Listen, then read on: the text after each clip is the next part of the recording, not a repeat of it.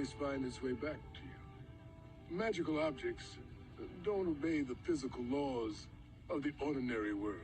This was really important to include because it is very easy to kind of lose track of something regardless of how important it may be. This was included for ADHD representation. I love to see it. You know, you can lose your phone or your wallet or your keys. Like, it doesn't matter how important it is, whether it's a present from your parent who is a god or something that you need in your life, it's going to get lost. So the fact that this gets sent back to you whenever you need it is one of the best decisions. Each cabin is home to the children that God has claimed. This scene isn't the only time that we actually see the important piece of this other than the cabins. Like, obviously it's so good to see the cabins, but why I want to show this specific clip is actually for the directional pull of where everything is. As you can see, they're not just pointing one direction or the other, they're literally pointing exactly the direction that they need to be, which I think is so important because as somebody who confuses right and left, not because they don't know the right and the left, but because that's just their brain switching it, to have these sort of directions to just point to exactly where to go, it's really important. And the other clip is right before this where you see Percy and Chiron walking through the circle and you have the pole there to like show you where everything is, and it's all again directly to the point of where it is. We all have them, you know. Intense, recurring nightmares, that's normal here. And the daydreams, and ADHD, and dyslexia. In the last episode, we talked a lot about the daydreaming, so I'm really happy that it kind of came full circle with this one, having Luke say daydreaming, ADHD, and dyslexia are normal at camp as a demigod. I think that was really, really important to specifically state those things in case somebody doesn't really know a lot about it. They may not understand why the words moved in the last episode, and if there was any question about it, now that kind of can be understood what that means. Demigods just process reality differently than humans do. For the first time in your life, you're just like everyone else. Process reality differently. I love it because your brain actually processes information different when you are dyslexic. So I love to see this type of representation and explicitly saying what that means. And to have Luke also say that you're just like everyone else here is probably the first time that Percy feels like, oh, I am like everyone else. It's not abnormal for what I've been experiencing. Yes, of course, part of that is being a demigod with seeing all of the creatures and everything and all the monsters. However, it is really important to also be able to connect to somebody who thinks the same way as you, whether it be dyslexic, ADHD, or both. So they leave you alone because Glory. So if I get Glory, Clarice won't mess with me either? Exactly. And my dad's got no choice but to claim me. This one is a 2-clip situation. Here's the other one. Well, yeah, but it would make it harder for him to pretend I don't exist, right? Maybe. Well, great. Where do we start? I had to split those to make sure that it wasn't too long of a clip. However, I felt both were important to kind of showcase Percy's ability to problem solve. He sees a problem, his dad doesn't claim him, and he figures out, okay, well then I'll just get Glory and I'll be claimed. And yes, sometimes your problem-solving skills do work out and you're able to do it really well. And then other times you test it and you just come up with another solution to that problem until you find the one that works. I wouldn't.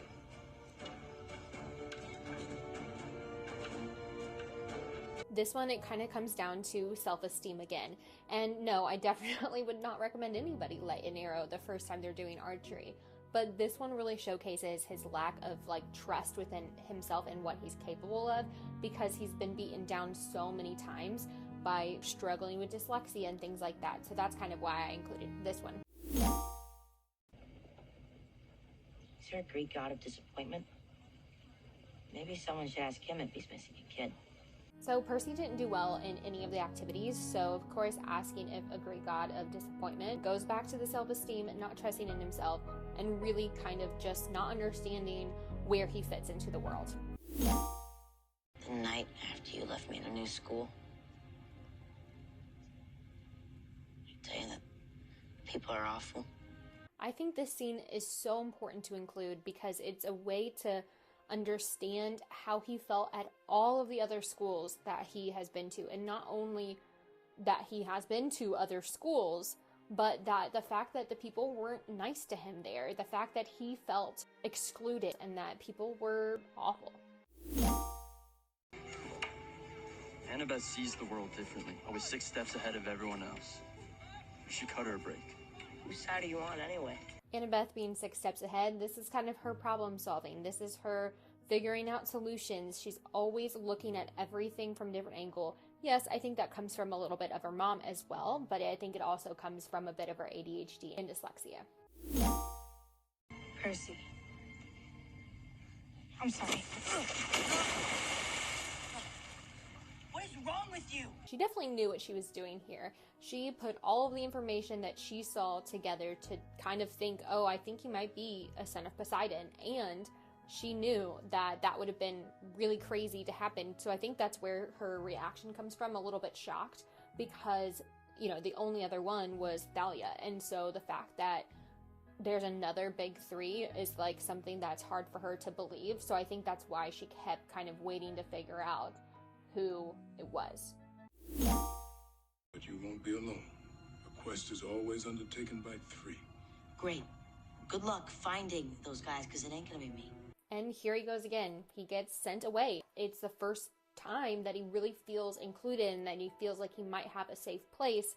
And then they're like, nope, you need to leave. You have this quest that you need to go on. And he didn't even steal the bowl, and they're still sending him away. So of course he's going to be upset in this situation. I think this one in particular, I could also view it as being frustrated for not having a place to really feel okay, because every time something else comes up. So if there's a place where you finally feel like you have, let's say, accommodations and you have the tools that you need, and then you get those ripped out, they're pulled underneath the rug because the next school or the next place doesn't do it as well, or doesn't do it to the point where you need it. I think those are all really kind of things that you could take away from this scene as well. Overall, with this episode, I'm pretty happy with it. There's a lot of representation, and I think that's really important because we're at camp with a bunch of kids who are dyslexic and have ADHD. So I'm really excited with the amount that I saw in this episode, and I'm kind of interested to see how much it's going to be in the future episodes as they're going on the quest and things like that. I definitely noticed some stuff even the first time going around watching it, so I'm excited to kind of rewatch each episode again for this dyslexic breakdowns that I've been doing. It's so much fun, and I know that not everyone's going to agree with the pieces that I have selected, but I think that's one of the coolest things about watching it, is that you really get to pick out the parts that you really connect with.